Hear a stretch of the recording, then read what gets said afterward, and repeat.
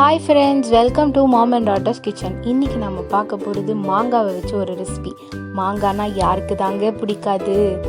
எல்லாருக்கும் பிடிச்ச மாங்காய் வச்சு தான் நம்ம இன்னைக்கு ஒரு ரெசிபி பார்க்க போகிறோம். மாங்காய் தொக்கு. இந்த மாங்காய் தொக்கு செய்கிறதுக்கு நமக்கு தேவையான பொருட்கள் என்னன்னு பார்த்துடலாம் வாங்க. மாங்காய் 2, கடுகு, உளுந்தம் பருப்பு, ஜீரகம், வெந்தயம், பெருங்காயம், காஞ்ச மிளகாய், கறி leaves, turmeric powder, chilli powder 2 spoon, வெல்லம், சால்ட், ஆயில், கார்ன்ஃப்ளவர் பவுடர். இப்போது இந்த மாங்காவை எடுத்திருக்கேன். இதை நல்லா கட் பண்ணி வச்சுருக்கேன். ரொம்ப சின்னதாகவும் இல்லாமல் ரொம்ப பெருசாகவும் இல்லாமல் மீடியமாக இந்த ஷேப்பில் கட் பண்ணி வச்சுருக்கேன். இப்போது ஒரு பாத்திரத்தில் எண்ணெய் சேர்த்து கடுகு, உளுந்தப்பருப்பு, வெந்தயம், ஜீரகம், பெருங்காயம், காஞ்ச மிளகா, கறி லீவ்ஸ். இப்போ இது நல்லா பொரிஞ்சு வரைக்கும் நல்லா வதக்கிக்கலாம்.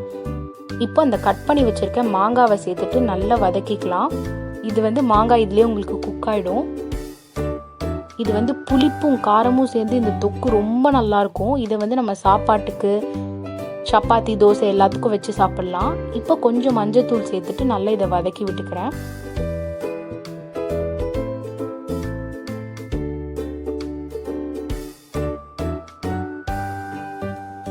இப்போது ஒரு 2 ஸ்பூன் ரெட் சில்லி பவுடர் சேர்த்துக்கிறேன். தேவையான அளவு சால்ட்டு சேர்த்துக்கிறேன். இப்போ இதை நல்லா கிளறி விடுங்க. அந்த காரத்தோட மாங்காய் ரொம்ப நல்லாயிருக்கும். நம்ம யூஸ்வலாக ஊறுகாய் தான் சாப்பிடுவோம். மாங்காய் ஊறுகாய் இல்லை வெறும்ன மாங்காய் சாப்பிடுவோம். இந்த மாதிரி தொக்கு ஒரு வாட்டி பண்ணி சாப்பிட்டு பாருங்கள், ரொம்ப நல்லாயிருக்கும். இதை ஒரு 10 நாள் வச்சு சாப்பிட்லாம், நம்ம கெட்டே போகாமல் இருக்கும். இப்போ இதில் தண்ணி சேர்த்துக்கிறேன். அந்த மாங்காய் நல்லா குக் ஆகிறதுக்கு.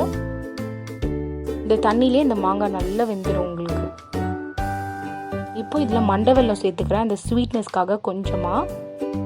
இது மண்டை வெல்லத்தை இந்த தண்ணியிலே போட்டு நல்லா கரைஞ்சிடும் உங்களுக்கு. ஸோ நல்லா ஒரு வாட்டி மிக்ஸ் மட்டும் பண்ணி விட்டுருங்க. இப்போ இதை ஒரு வாட்டி திருப்பி லெட்டு போட்டு மூடி வச்சிடலாம். பாருங்கள், நல்ல கொதி வந்துருச்சு. இப்போ கடைசியாக கார்ன்ஃப்ளவர் பவுடர் சேர்த்து இதை நல்லா மிக்ஸ் பண்ணிக்கலாம். அப்புறம் ஒரு 5 மினிட்ஸ் மட்டும் கொஞ்சம் நல்லா கொதிக்க விட்டுட்டிங்கன்னா இந்த மாதிரி சூப்பராக திக்காக நல்லா ரெடி ஆகிடுச்சு. பாருங்கள், தொக்கு பார்க்கவே ரொம்ப சூப்பராக இருக்குது. சாப்பிடவும் ரொம்ப நல்லா இருந்துச்சுங்க, நம்புங்க. கண்டிப்பாக இதை ட்ரை பண்ணி பாருங்கள். நான் ஃபஸ்ட்டே சொன்ன மாதிரி மாங்காய்னா எல்லாருக்கும் பிடிக்கும்.